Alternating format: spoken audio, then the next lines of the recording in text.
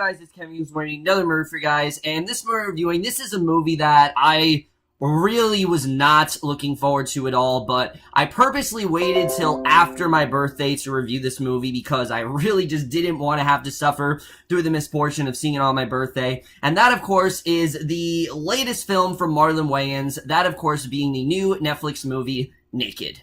So, Naked is essentially about Marlon Wayans plays this character, Robert Anderson, and he's set to marry this girl, Megan, and everything seems to be going, in his favor, but basically the next day, he wakes up in a hotel room, completely naked, with no recollection of the last night. All he knows is that he got really drunk and things like that. That's really all that he remembers, and basically he tries to piece together the events of what happens, and as time goes on, he starts to realize that he's gonna have to repeat this day over and over again until he gets it right, and that's the plot overall, but let's just get more into this movie. So, Naked. I'm gonna be honest with you guys, if you guys saw my movie preview, I really was not looking forward to this movie at all. In fact, I was pretty much dreading it, and how could I not? Especially given Marlon Wayans' track record as of late, it really hasn't been a good one, and honestly, I think he's really been declining since A Haunted House. Haunted House I don't hate. I think it's an okay movie. Haunted House 2 I absolutely despise, and 50 Shades of Black is pretty much a horror film. It really is. I mean, his films are truly horrifying, and it's really sad how far down his films have really gone, because the man does have potential. Example, Requiem for a Dream. He's really good in that movie. I wish he did more movies like that. If you guys want to see a really well done Marlon Wayans performance, I suggest you watch him in that movie. He's phenomenal in it. But movies like this, I really was not looking forward to at all. It seemed like a very one joke, just very ridiculous movie that relies on cringy humor, and I really was not looking forward to it. And after watching this movie, I have to say, is this movie the worst thing Marlon Wayans has done? No. This, surprisingly, is not an atrocious travesty, but it's still not a good movie. There are way too many things in this movie that keep from being anything decent. It's still really bad, but we are going to talk about this movie as a whole, but let's just get into starting off with the cast. So, the cast here in this movie is really nothing extraordinary. The casting here is kind of like whatever. Surprisingly, the acting's not really that bad in this movie, especially from Marlon Wayans. He isn't the worst thing ever in this movie. Yes, his character is pretty one note. We'll get more into that when we get to a script problem. But he actually does have some decent scenes here. He's got some really good emotional scenes.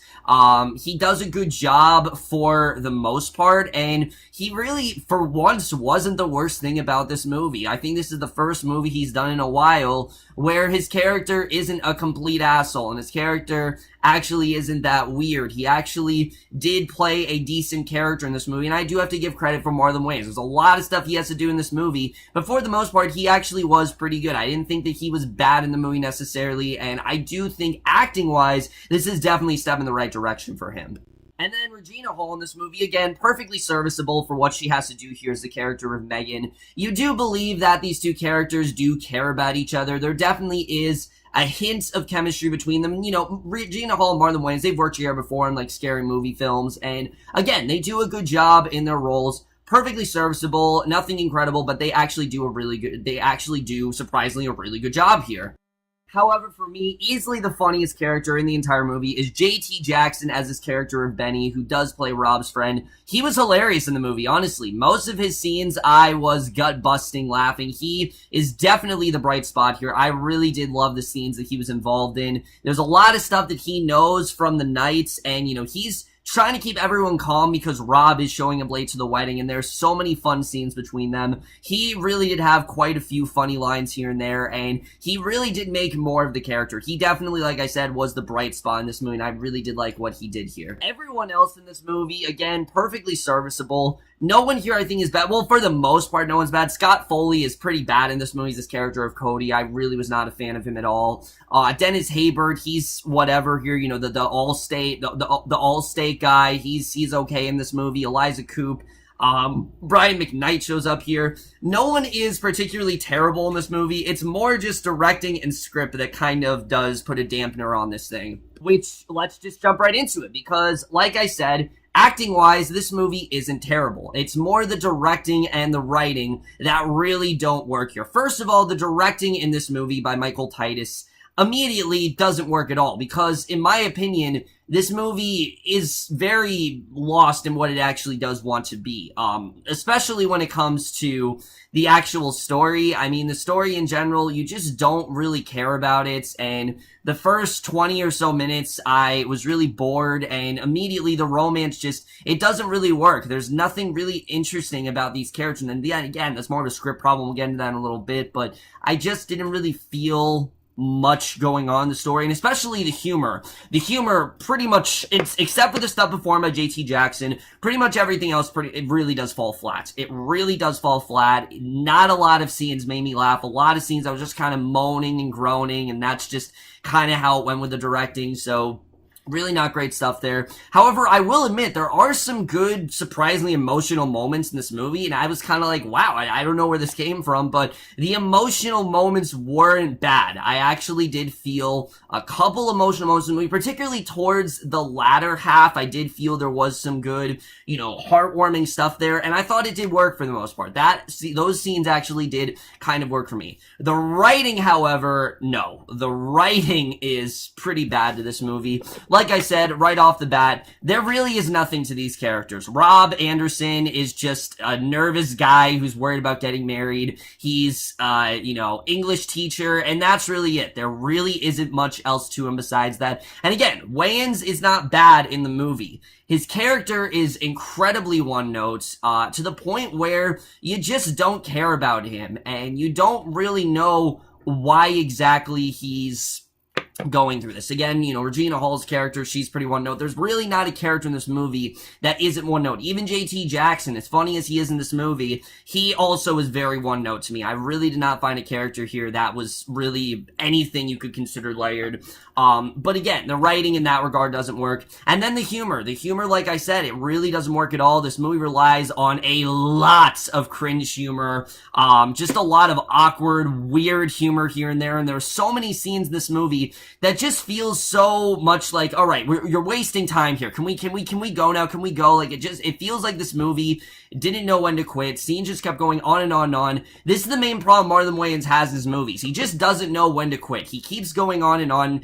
He actually did not write this movie. I believe he did write 50 Shades of Black and A Haunted House, or at least he had some involvement with it, but his movies in general, they just don't know when to quit, and this movie actually does suffer from the same problems, and there's so many scenes that just go on and on and on. They're not funny at all. And it just seemed like they were trying to get whatever they could out of Marlon Wayans naked or whatever. And look, this movie is surprisingly not that raunchy. It actually is PG-13. But still, it does have a lot of the same tendencies as his other films do, where the humor just keeps going on. It's not really concerned about making you laugh. It's more concerned about just disturbing you and grossing you out. And again, it's not as gross out as some of his other movies have been, but there definitely are some really disturbing moments in this movie that were just really hard to watch, I have to say. And this whole gimmick in the movie, look, you can make this gimmick work. I've seen it worked a lot of times, surprisingly. Edge of Tomorrow, for example. I never thought it would work in that movie, but it worked really, really well. Something like Groundhog Day, of course that's a classic. But here, the whole day repeating itself thing just didn't really work for me in this type of setting. In fact, there were times in this movie where I'm kind of like, wait, why is he reliving this day again? What's he really trying to do?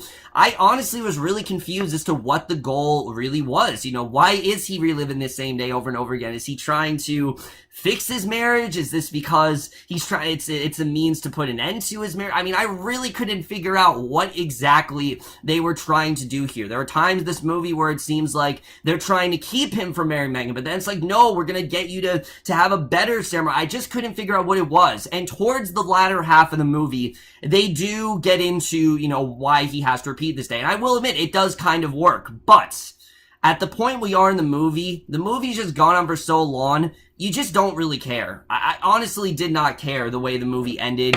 I thought it worked. It made sense, like, why he had to repeat the same day over and over again towards the end of the movie, but I just didn't really care, honestly. The movie had gone on for so long, I'm just like, alright, can we just end already? And here's the other thing, the movie's only an hour and a half. It honestly did feel like 2.5 hours. I'm not joking, it really did, because The movie's just really boring, and there's some characters that just feel so out of place. Really, what was the point of the Cody character? I get it that he's the person that, you know, her father feels is better for Megan or whatever, but he doesn't contribute anything to the movie. He's just really an asshole, and I just didn't really feel anything from his character. He was just really annoying and just really got on my nerves at points. He really did. So again, that really did not work for me. Brian McKnight randomly shows up in this movie, and it just kind of felt like Marlon Wayans just wanted a cameo from Brian McKnight, so we just kind of threw him in there. Brian McKnight has really not been a relevant artist in a while. It just kind of seemed like he just saw him on the street. He's like, oh, Brian McKnight, let's just put you in this movie so we can, you know, have a scene of you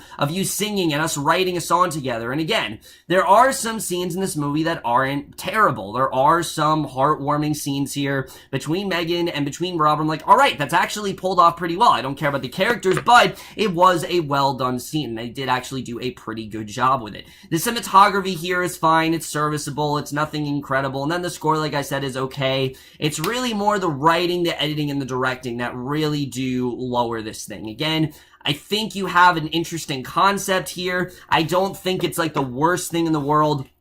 But in general, the directing, the writing, just really keep this movie from being anything great. It doesn't know how to be funny at all. It really does take a concept and really tires it out quickly. And there are even times where they don't even show you the whole day. It just kind of rushes through things. And yes, I get it that, you know, I've seen many movies do that, but it just didn't feel like him repeating the same day over and over again really added anything to the movie. And yes, he did learn things at the beginning, but I didn't really feel like there was any progression for his character. I really didn't feel like there was, unfortunately, and that's something that really does hurt this movie. In Groundhog Day, in Edge of Tomorrow, there were natural progressions for these characters where they learn more about themselves, and this felt less like Rob was learning more about himself and more like he was trying to figure out how to fix things and make things go his way, and it just didn't really feel like there was much character development at all, and again, that really did hurt the movie for me. So overall, guys, Naked, surprisingly not a complete misfire. It is still a very, very badly made movie. I really was not a fan of it at all. There are some good performances here and there. There are some scenes that I definitely did like, but there are so far few in between. There's no possible way I can recommend this movie. This movie is still really badly done. It suffers from pretty much the same problems that all of Wayans', previous efforts really have. Even though it's not R, it still does have a lot of cringy humor, and there are a lot of things in this movie that I really wish I didn't have to see. It has a gimmick that's just really tiring after a while, and in general, it's not a movie that I would recommend at all. It's nothing that I ever really would watch again. Is it as bad as I thought it was going to be? No, but it's still a really bad movie. And when it really does come down to it, guys, I am going to give Naked overall a D+. So overall, guys, my review of Naked, like I said, this is not a horrible movie, but it is still pretty bad. It's not at all what Marlon Wayans needs to be doing. It's a step in the right direction acting-wise, but writing-wise, no, just didn't really work for me at all. But that's it for my review. Hope you guys enjoyed. We'll see you guys in my next video, which, guys, I promise in my next video, I will finish Iron Fist. I'm going to review all 3 of the episodes in one video just because I don't want to drag this out any longer. I just want to get the last 3 done with. So my next video, I'm just going to review episodes 11, 12, and 13, bundle review, and then I will get my Defenders review out later tonight, and I will see you guys for that. Okay, bye.